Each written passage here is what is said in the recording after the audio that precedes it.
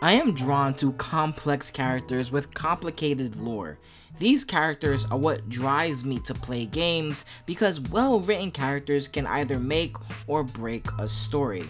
When it comes to God of War, I have analyzed characters constantly, non-stop throughout the years, but today I want to talk about Kratos' wife, Faye, as she is truly a powerful character, but with all of her powers and abilities, this character has a lot of struggles who fails time and time again. This is the dark side. Faye is one of the most powerful characters in the God of War universe. However, power doesn't mean perfection, and her life is full of failure. Her story and fame begins with the giants leaving Midgard as Thor was attacking them. Faye stayed behind with the intention of telling the giants when it's safe to return. When Thor and Odin stopped killing giants, she would tell them that it's time to come back. And the giants fled Midgard. And in their fleeing, they were kind of refugees in their own land, right? And they were holding on to this belief that Faye actually had told them she will be the Praetorian in Midgard, right? And let them know when it's safe to come back. And this is why, because all of this had been foretold. The dwarves, Brock and Sindri, made Faye a weapon.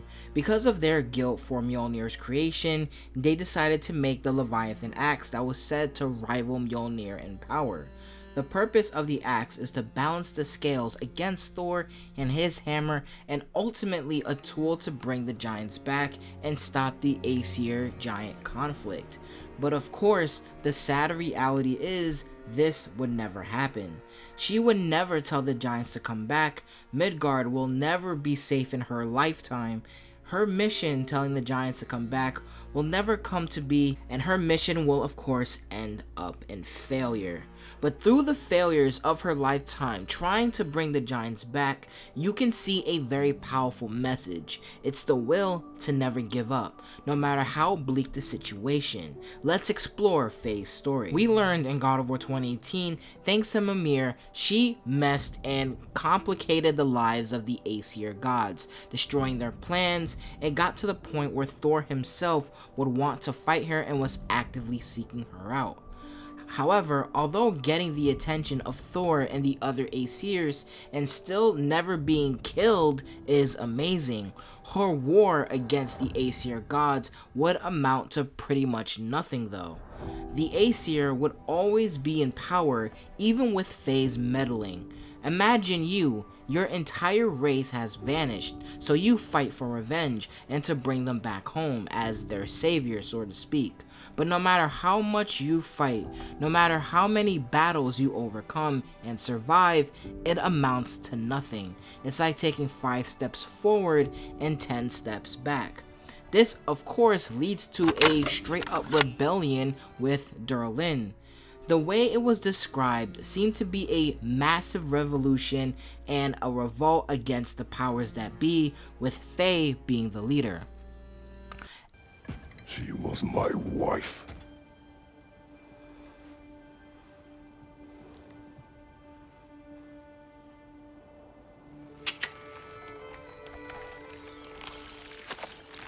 Dina and I wondered where she went after our little coup here failed.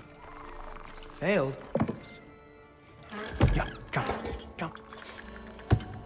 Failed. But once again, this rebellion ended up in failure. Darlin talks about Faye and the rebellion with regret and sadness. It seems to be a huge loss against the Aesir.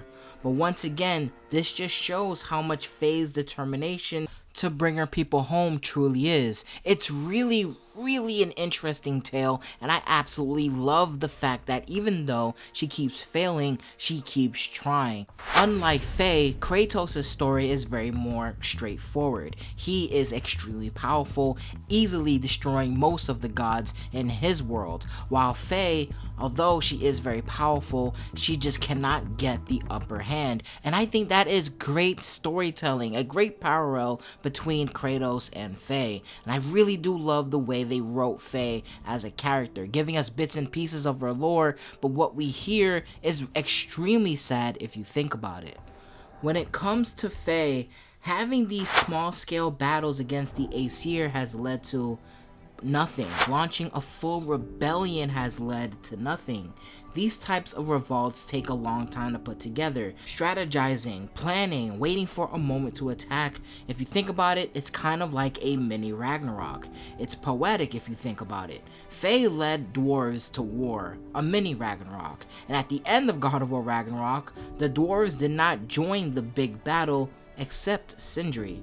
For something like that to fail, for something like a rebellion to fail, would have broken any person. At this moment in the story, with the pointless fighting over the many years, she developed great anger inside of her. During the creative part of God of War Ragnarok, we talked to many spirits. They revealed things about Faye that not even Kratos knew. The spirits observed her drinking, which surprised Kratos. Mimir at some point says that she has great anger inside of her, or must have felt something like that. Thor was meeting someone at the mead hall. Whoa. You think Thor was meeting Mom there? Faye never drank with me, and she would not have with him. Sometimes we never really know the ones we love, brother. Thor was enraged. I'm not surprised. No, the warrior. She was furious and fought like it. Thor was drunk, sloppy, but she was drunk on something else. Rage. It was out of control. I saw her fury with every swing of her axe. That battle destroyed this land.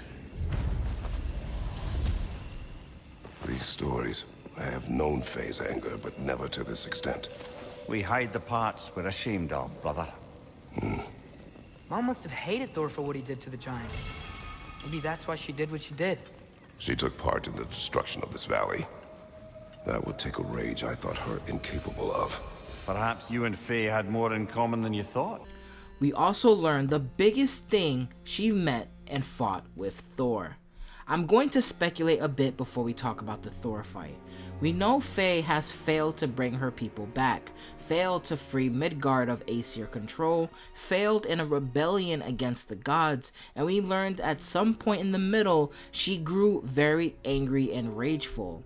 I think all of this led her to being upset and decided to put everything on the line and fight this monster, this destroyer, her greatest enemy of her and her people and all the realms, Thor. I think for this reason is why Faye went to Vanaheim to look for Thor. Ultimately, I believe she knew she couldn't win this fight. Hell, if she knew she could have won, she would have fought and tracked down Thor much earlier. I think she went there for one last fight, a showdown with the person who started to bring her race close to extinction. The spirit said this battle was so powerful, it created a huge lightning bolt frozen, just like the one Kratos and Thor made at the beginning of the game, except this one was so powerful, it ripped the souls and spirits out of the surrounding people. However, as insane as this battle was, you could argue that it was a stalemate because both Thor and Faye lived to see another day. However, Faye once again was unable to avenge and protect her people. Faye is a character who has been through a lot in a very desperate attempt to bring her family, her race back. However, since gaining the Leviathan axe, it has led down a road of failure and a realization she couldn't do anything in the Aesir giant struggle, ending her struggle against the gods and vanished from the world. And she just literally disappeared, leaving the world and wandering off on her own.